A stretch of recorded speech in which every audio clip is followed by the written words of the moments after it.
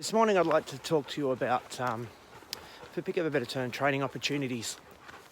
So I'm not talking about the times you see a bench and think, oh, you know what, I'll put him up on that bench and give him a sit or whatever. I'm probably more talking about the times looking for holes in your training. So here's something I really want you to think about, right? If you reward every time your dog does something you ask, so let's use the drop for example. Let's use a recall, right? So if you reward, and you should reward every time your dog does a good recall, right? But if we're only going to reward the good ones, like the really good ones, we're going to make them different to all the others. How do we do that? If we're given the same reward every time, right? So does that mean then that we're always rewarding average?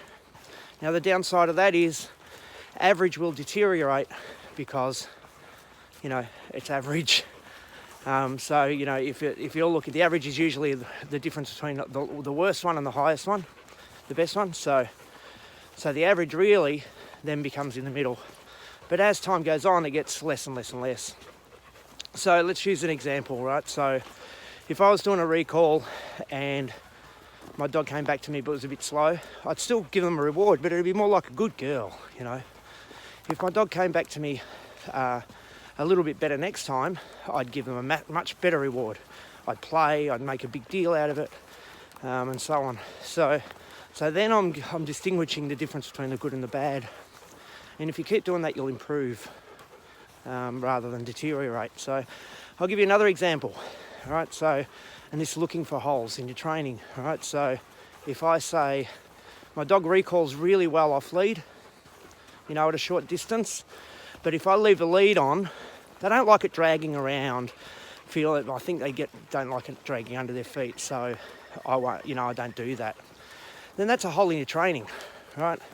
And you should be looking for those opportunities to try and improve things. So that's going to work on the relationship between you and your dog, and that's what training's all about at the end of the day.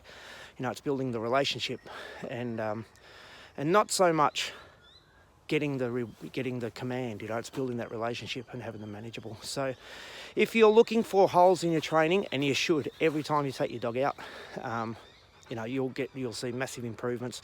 Remember, if they do what you ask, you should always reward. If they do what you ask really well, it should be a much bigger reward than the average one.